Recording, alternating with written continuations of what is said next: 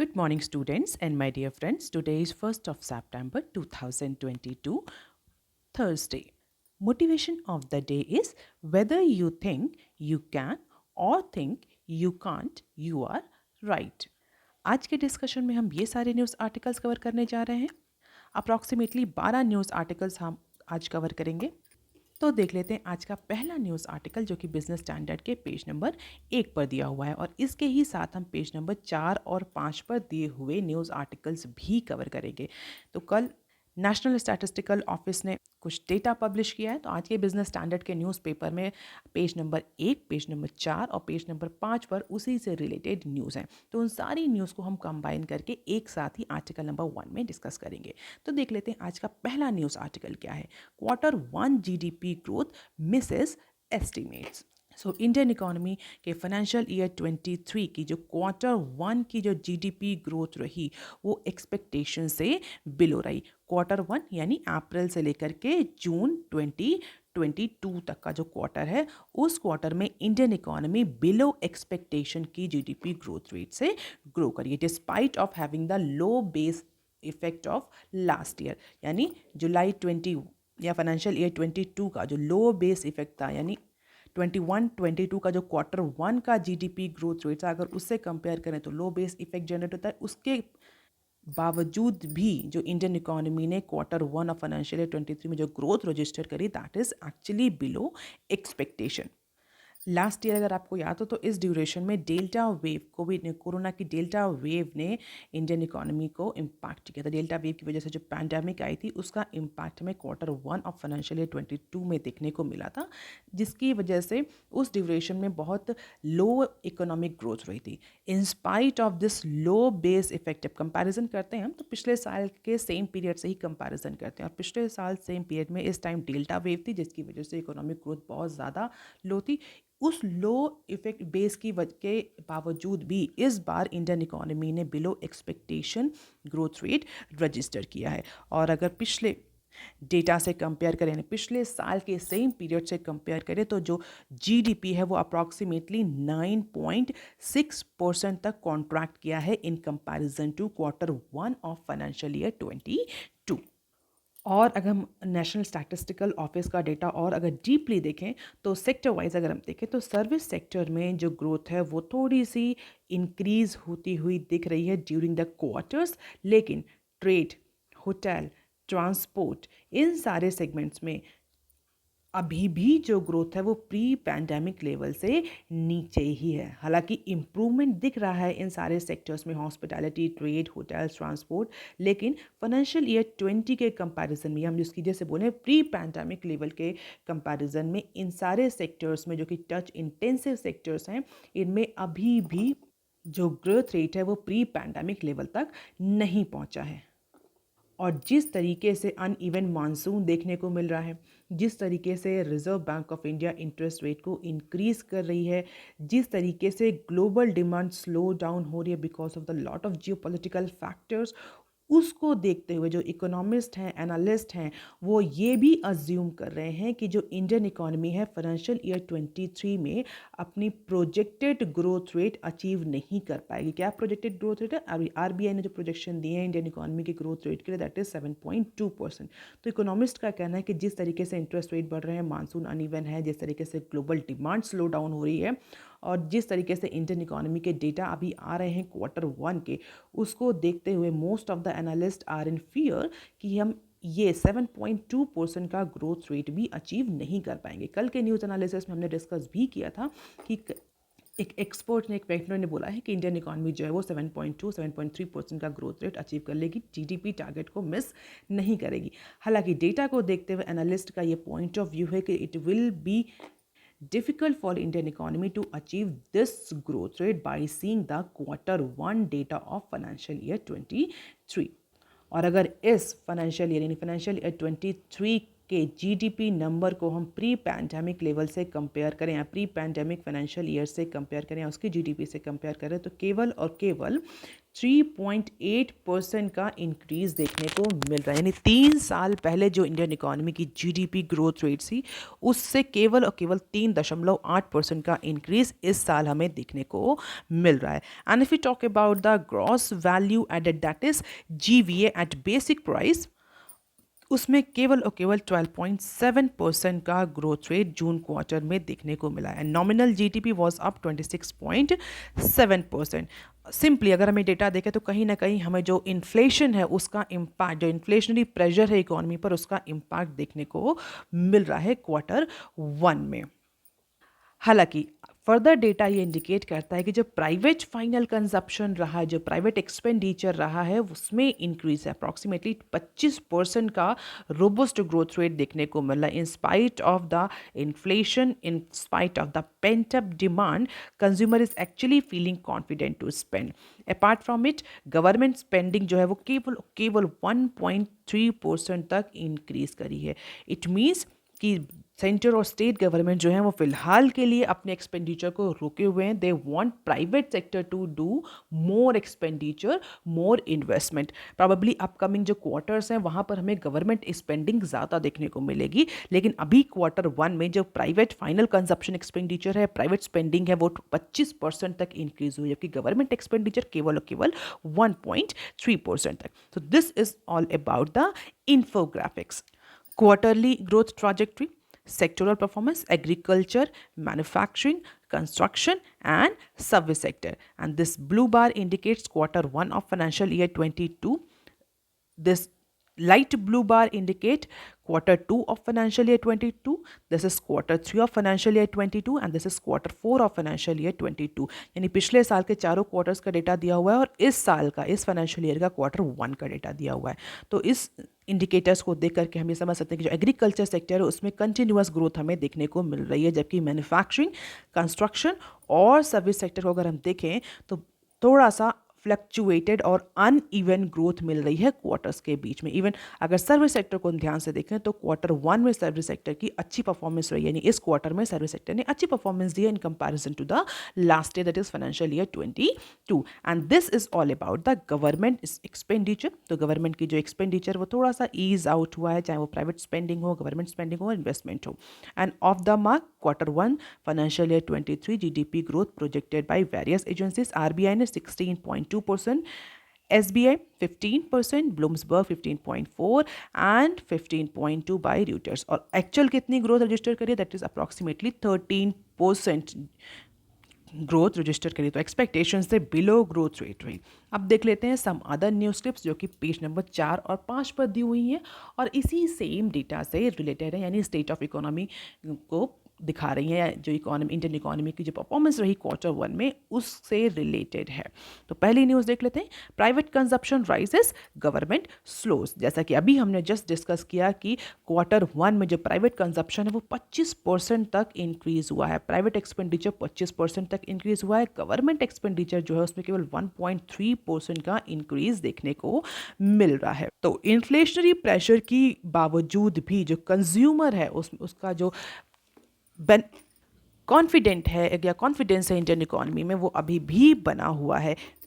और अगर हम नॉमिनल टर्म्स में बात करें तो as per the private final consumption expenditure PFCE, जो कि हाउस होल्ड और प्राइवेट सेक्टर का कंजप्शन मेजर करता है, उसके अकॉर्डिंग अप्रॉक्सीमेटली ₹39.7 ट्रिलियन का एक्सपेंडिचर हमें Q1 ऑफ फाइनेंशियल ईयर 23 में देखने को मिलना है, जो कि 28.4 ट्रिलियन था same period of last year. तो 28.4 से बढ़ के 39.7 यानी 39.7 ट्रिलियन का एक्सपेंडिचर Q1 में देखने को मिल रहा है। हालांकि जो गवर्नमेंट का एक्सपेंडिचर है वो अभी भी रिड्यूस है। एक्सपर्ट्स का कहना है कि गवर्नमेंट अभी ये चाह रही है कि जो प्राइवेट सेक्टर है वो ज़्यादा से ज़्यादा एक्सपेंडिचर करे। लास्ट क्वार्टर्स में हमें गवर्नमेंट के एक्सपेंडिचर ज़्यादा देखने को मिलेंगे। गवर्नमेंट इकोनॉमी की परफॉर्मेंस के अकॉर्डिंग, रिक्वायरमेंट के अकॉर्डिंग एक्सपेंडिचर करेगी। This is the Q1 of financial year 22, Q2 of financial year, Q3, Q4 and Q1 of financial year 23 data, private consumption, government final consumption and gross fixed capital formation. और जैसा कि हम सभी जानते हैं कि दोनों ही प्राइवेट कंजप्शन और गवर्नमेंट कंजप्शन और एक्सपेंडिचर दोनों ही रिक्वायर्ड हैं एक डिसेंट फिक्स्ड कैपिटल फॉर्मेशन के लिए।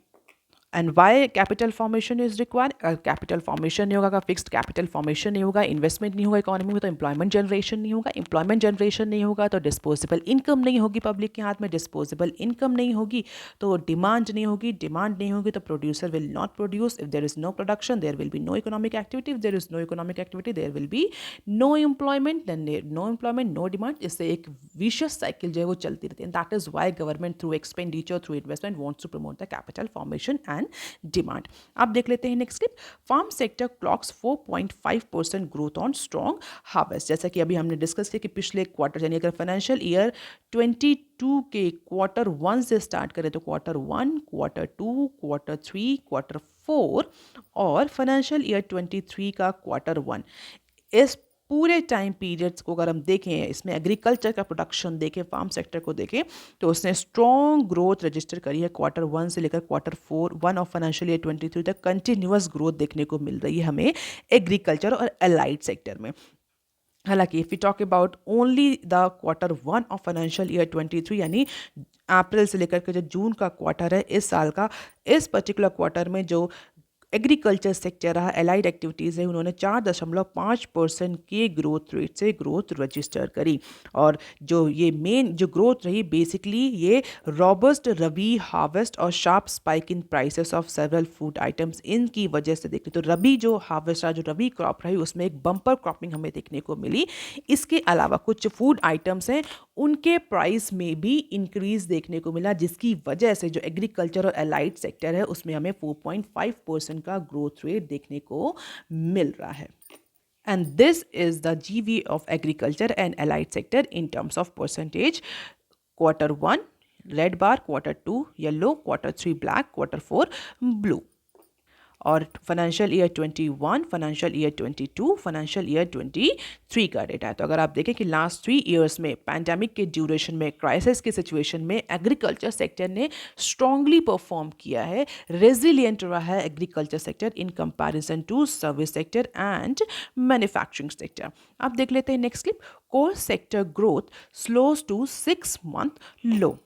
कोर सेक्टर मीन्स इंडिया के जो 8 इम्पॉर्टेंट इंफ्रास्ट्रक्चर इंडस्ट्रीज हैं या मैन्युफैक्चरिंग सेक्टर है, कौन कौन से हैं आप मुझे कमेंट सेक्शन में लिख करके बता सकते हैं।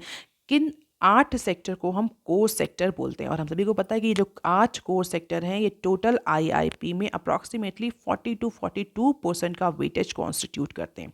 तो इन 8 कोर सेक्टर में मूवमेंट देख करके या इनकी परफॉर्मेंस को देख करके हम इंडियन इकोनॉमी के बारे में या उसके मैन्युफैक्चरिंग सेगमेंट के बारे में थोड़ा प्रोजेक्शन कर सकते हैं। तो basically these are the indicative sector, indicator sector. तो अगर इन 8 कोर सेक्टर की बात करें तो output growth of India's these 8 core industries decelerated to a 6-month low of 4.5% year-on-year basis into this month। यानी जुलाई के मंथ में जो 8 कोर सेक्टर हैं, 8 इंफ्रास्ट्रक्चर इंडस्ट्रीज हैं, उनके आउटपुट में हमें मॉडरेशन देखने को मिला, स्लो डाउन देखने को मिला। और ये स्लो डाउन पिछले 6 महीनों का लोवेस्ट पॉइंट है। इट मीन्स जुलाई के मंथ में जो कोर सेक्टर की परफॉर्मेंस रही वो पिछले 6 महीनों के कंपैरिजन, पिछले 6 मंथ के कंपैरिजन में सबसे लोएस्ट रही, सबसे खराब परफॉर्मेंस रही as per the recent data release by DPIIT। यहाँ पर हम NSO के डेटा के बारे में डिस्कशन नहीं कर रहे हैं। Department for promotion of industry and internal trade ने एक डेटा रिलीज किया है कोर सेक्टर पर, उसमें ये क्लियरली विजिबल है। And this we can see on this graph, this deceleration we can see on this graph. और पिछले साल यानी फाइनेंशियल ईयर 22 में यही जो ग्रोथ रेट था एट वॉज अप्रॉक्सीमेटली 9.9%, जो कि इस बार 4.5% तक रिड्यूस हो गया है। और अगर सिंपल इसका रीज़न हम देखना चाहें कि क्या रीज़न है इसका, तो सीधा सीधा जो इन्फ्लेशनरी प्रेशर है उसका इम्पैक्ट हमें इस आउटपुट्स पर देखने को मिल रहा है। हालांकि अगर इस ईयर का, इस कैलेंडर ईयर की बात करें तो हम अगर इस कैलेंडर ईयर का डेटा देखें तो जून और मई में जो 8 कोर सेक्टर है उन्होंने double digit growth rate register करी थी। हालांकि जुलाई के महीने में जो ये ग्रोथ रेट रही ये रिड्यूस हो गई। अब देख लेते हैं नेक्स्ट क्लिप जो कि इकोनॉमी से ही रिलेटेड है। Fiscal deficit at 20.5% of full years target, July sees a surplus. तो फिस्कल डेफिसिट को लेकर के बहुत ज़्यादा डिस्कशन चल रहा है। इन पैंडेमिक के ड्यूरेशन में इंडियन इकोनॉमी ने एक ह्यूज फिस्कल डेफिसिट रजिस्टर किया। पिछले लास्ट 3 सालों से कंटिन्यूसली एफआरबीएम एक्ट के तहत जो टारगेट सेट किए जा रहे हैं वो ब्रीच हो रहे हैं बिकॉज ऑफ द पैंडेमिक, क्योंकि पैंडेमिक की वजह से बहुत सारी इकोनॉमिक एक्टिविटीज़ जो हैं वो इंडियन इकोनॉमी में रिज्यूम नहीं हो रही, जिसकी वजह से रेवेन्यू जनरेट नहीं हो रहा, इंडिविजुअल्स के पास इनकम नहीं है, गवर्नमेंट के एक्सपेंडिचर्स बढ़ रहे हैं in order to support the economy. और अगर एक्सपेंडिचर बढ़ रहे हैं और रेवेन्यू फॉल कर रहे हैं तो definitely that may leads to fiscal deficit. लेकिन अगर इस ईयर की बात करें, इस फाइनेंशियल ईयर की बात करें, तो इंडिया का जो फिस्कल डेफिसिट है into these 4 months of ongoing financial year was at approximately 3.4 trillion, यानी जो टारगेट है उसका 20.5%, यानी 4 महीनों में जो टारगेट सेट किया है इंडियन इकोनॉमी ने अपने फिस्कल डेफिसिट के लिए इस पूरे फाइनेंशियल ईयर के लिए, 4 महीनों में उसका 20.5% अचीव हो चुका है या रीच हो चुका है। इन अप्रैल जुलाई 2021 centres fiscal deficit was approximately 3.2 trillion, that is approximately 21.3% in last year. तो फाइनेंशियल ईयर 22 में यही जो 20% है ये 21.3% था। तो कहीं ना कहीं ये इंडिकेशन मिल रहा है कि गवर्नमेंट थोड़ा सा फाइनेंशियल प्रूडेंस, फाइनेंशियल डिसिप्लिन दिखा रही है। तो पिछले साल यही जो फिस्कल डेफिसिट का जुलाई का जो टारगेट था वो 21 पॉइंट, या जुलाई का जो रीच था वो 21.3% था ओवरऑल का। अगर हम एज्यूम करें कि 100% टारगेट रखा है पूरे फाइनेंशियल ईयर 23 के लिए, तो जुलाई तक इसका 20% रीच हो चुका है इस फाइनेंशियल ईयर में, जो कि पिछले साल 21.3 था। तो कहीं ना कहीं गवर्नमेंट का थोड़ा सा प्रूडेंस देखने को मिल रहा है। And this is the status report. यहाँ पर हम देख सकते हैं कितना टैक्स रेवेन्यू जनरेट हुआ, कितना टोटल रिसीट हुआ, गवर्नमेंट ने कितना एक्सपेंडिचर किया और कितना फिस्कल डेफिसिट है और रेवेन्यू डेफिसिट कितना है। आप मुझे कॉमेंट सेक्शन में लिख करके बता सकते हैं। कई बार मैंने डिस्कस किया है कि इस फाइनेंशियल ईयर के लिए गवर्नमेंट ने कितना फिस्कल डेफिसिट का टारगेट रखा है। I am talking about the fiscal deficit, not the revenue deficit. अब देख लेते हैं नेक्स्ट क्लिप। इन सारे डेटा को देखते हुए एक साइड तो एक्सपर्ट्स ये कह रहे हैं कि जो 7.2% का टारगेट रखा गया है जीडीपी ग्रोथ रेट का, वो अचीव करना बहुत चैलेंजिंग है इंडियन इकोनॉमी के लिए इस बार। वहीं गवर्नमेंट और जो चेयरपर्सन है प्राइम मिनिस्टर इकोनॉमिक काउंसिल के, उन सब का ये कहना है कि India will be able to achieve this target. वही बात हमारे जो फाइनेंस सेक्रेटरी हैं उन्होंने भी रीटरेट करी है। Government is confident that the real GDP domestic product, that GDP growth will exceed the 7% in financial year 23 as per our finance secretary mister TV. Somanathan. तो Q1 के डेटा जो रिलीज़ हुए हैं उसको मीडिया ब्रीफिंग के duration में जो हमारे इकोनॉमिक अफेयर सेक्रेटरी हैं, जो हमारे फाइनेंस सेक्रेटरी हैं, उन सब ने इस बात को दोबारा से अफर्म किया है कि इंडियन इकोनॉमी 7% का जो जीडीपी का टारगेट है वो अचीव कर पाएगी इन spite of so many hiccups in Q1 of financial year. Next quarters में हमें थोड़ा सा इंप्रूवमेंट देखने को मिलेगा।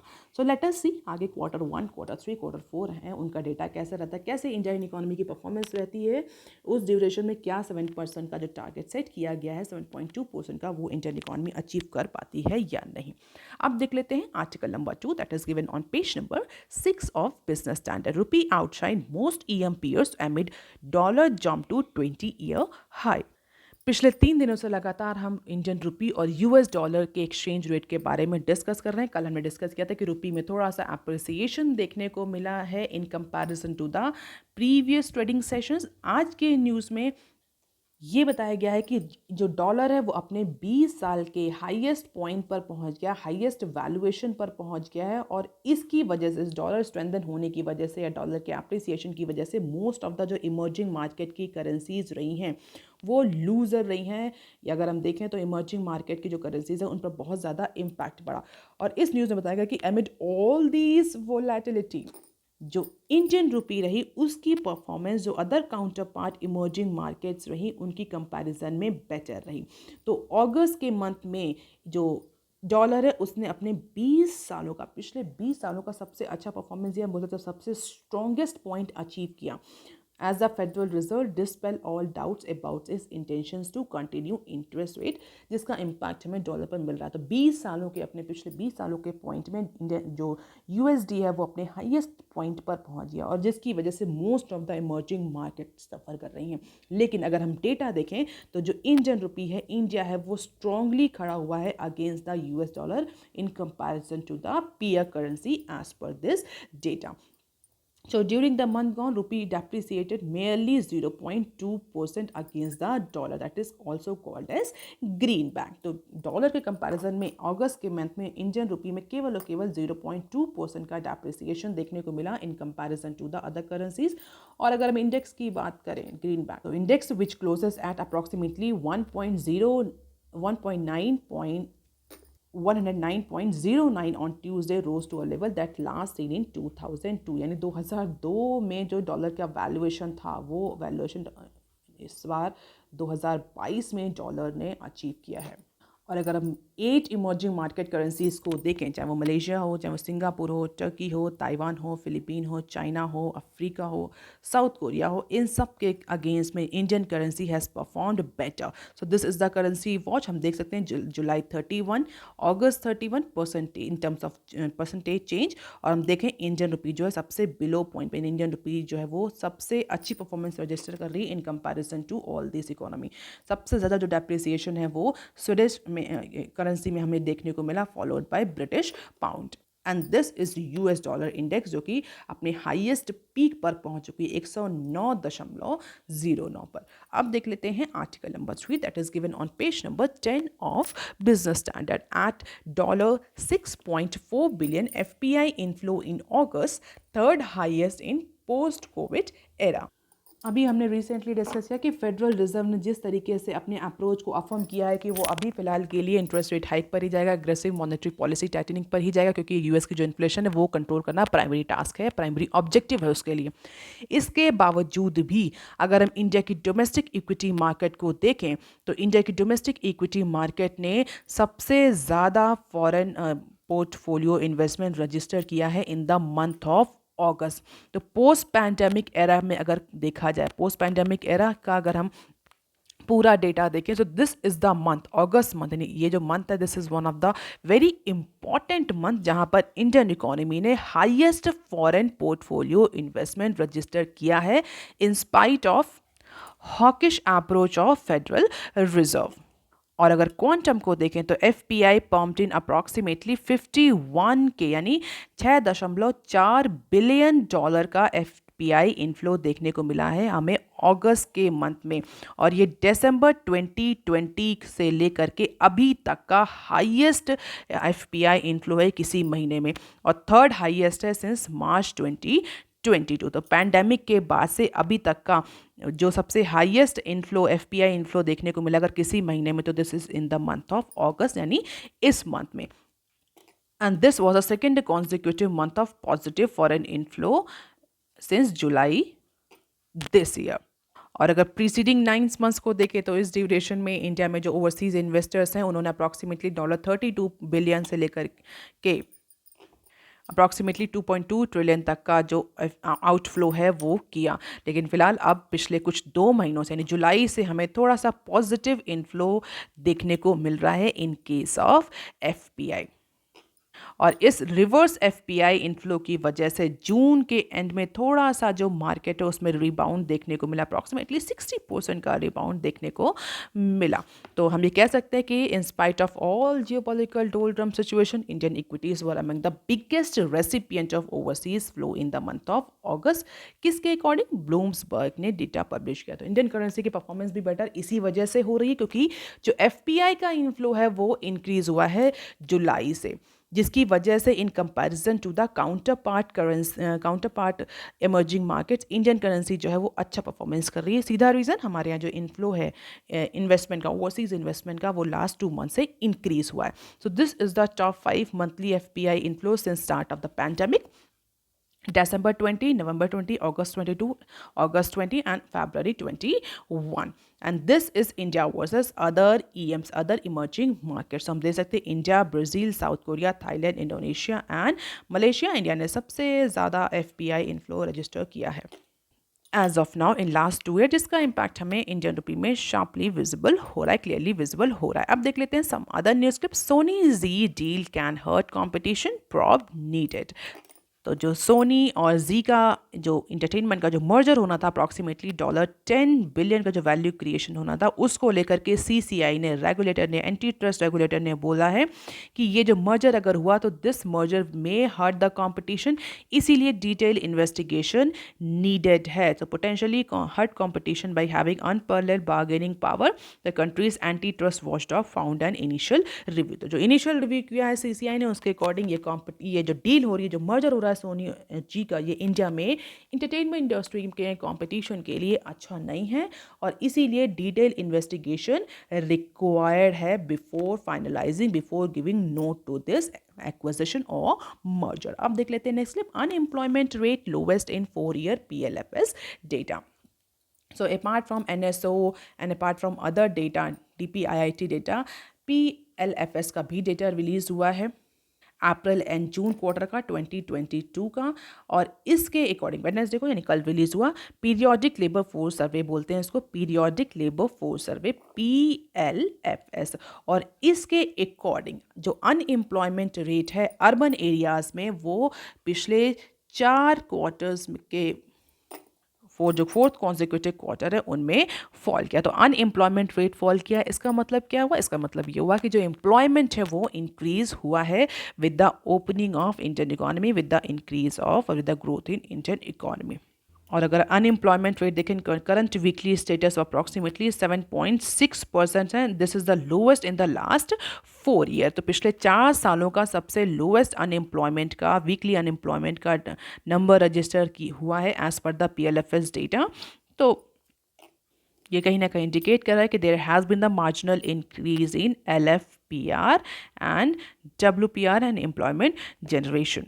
और NSO के, ये तो NSO के सर्वे का डेटा है। अगर हम इस महीने की बात करें तो centre for monitoring Indian economy, जो CMIE का डेटा है, उसने भी ये रजिस्टर किया था, अपनी रिपोर्ट में लिखा था कि तो कंट्री का अनएम्प्लॉयमेंट रेट है जुलाई में अप्रॉक्सीमेटली 6.80% रहा, जो जून में 7.8 था। तो approximately data similar trend register कर रहा है कि दोनों ही केस में, चाहे NSO का डेटा हो चाहे वो CMIE का डेटा हो, दोनों ही इंडिकेट कर रहा है कि month by month, week by week जो अनएम्प्लॉयमेंट है वो रिड्यूस हो रहा है with the growth in Indian economy. अब देख लेते हैं नेक्स्ट।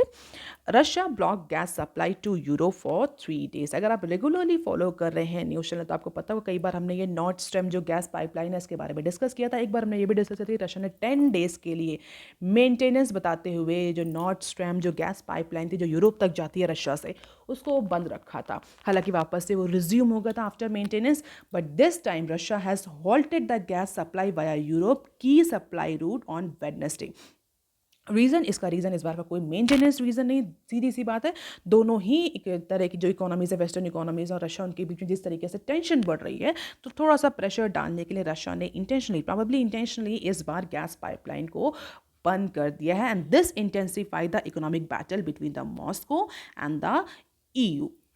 हालांकि ये बैटल पर अगर हम ना जाए तो इसका इम्पैक्ट इंडिया पर क्या पड़ेगा? इंडिया पर पड़ेगा कि हमें जो एनर्जी रेट्स हैं, जो एनर्जी के प्राइसेस हैं, वो फिर से क्रूड ऑयल के प्राइसेस, गैस, जो भी एनर्जी सोर्सेज हैं, उनके प्राइसेस हमें बढ़ते हुए दिखेंगे, जिसका इम्पैक्ट इन्फ्लेशन पर फिर से विजिबल होगा। और अगर रशिया ने या मॉस्को ने ये जो 3 दिन का जो सप्लाई, अगर ये इसको आगे भी एक्सटेंड किया इस हॉल को, तो एक एनर्जी क्राइसिस जनरेट हो सकती है यूरोप में। तो यूरोपियन कंट्रीज़ का मानना है कि this is a retaliation. Definitely अगर यूरोपियन कंट्रीज़ जो है वो जिस तरह से सेंक्शन लगा रहे हैं, तो उसके बाद रशिया भी रिटेलिएट करेगा, और रशिया ने ये बहुत इंपॉर्टेंट नर्व पर हिट किया है। सो लेट अस सी कि इसका इम्पैक्ट हमें इंडिया आगे आने वाले टाइम में क्या दिखता है अगर रशिया ये 3 दिन के हॉल्ट को और ज़्यादा बढ़ा देता है और ज़्यादा इंक्रीज कर देता है। अब देख लेते हैं next clip. Lanka inks $3 billion preliminary loan pact with IMF for bailout. So finally Sri Lanka ने इंटरनेशनल मॉनेटरी फंड से बेल आउट साइन करने का डिसीजन लिया है as per the 4 sources with the direct knowledge, और इसमें प्रिलिमिनरी एग्रीमेंट साइन हो चुका है। हम बोल सकते हैं प्रिलिमिनरी एग्रीमेंट पर श्रीलंका पहुंच चुका है, जहां पर $3 बिलियन का लोन श्रीलंका को प्रोवाइड किया जाएगा through this global lender in a bid to escape its worst economic crisis since independence from Britain। तो 1948 जब श्रीलंका ब्रिटेन से इंडिपेंडेंट हुआ उसके बाद से लेकर के अभी तक का अगर हम देखें तो this is the worst economic crisis Sri Lanka is facing, और उसी लिए इंटरनेशनल मॉनेटरी फंड ने $3 बिलियन का लोन दिया है श्रीलंका को। डेफिनेटली वी ऑल नो कि जो IMF वर्ल्ड बैंक जो भी लोन देते हैं ये लोन हमेशा कंडीशनल होता है ऑन डिफरेंट कंडीशंस, फ्री नहीं होता ये लोन, बहुत सारी कंडीशंस होती हैं। तो क्या कंडीशंस हैं वो बहुत ज़्यादा विजिबल या बहुत ज़्यादा लाइमलाइट में नहीं है, बट हाँ श्रीलंका को फ्यूल शॉर्टेज और कुछ फूड ग्रेन्स की शॉर्टेज को रिमूव करने के लिए, पॉलिटिकल टर्मोइल को रिमूव करने के लिए, इन्फ्लेशन को कंट्रोल करने के लिए फिलहाल के लिए ये लोन IMF ने एज अ बेल आउट दिया है। That is all for today students. If you want lecture PDF, you can join my Telegram channel. You can also follow me on other social media platforms. If you have any query and suggestion, you can write on comment section below. Please like, share and subscribe. Thank you. Have a nice day.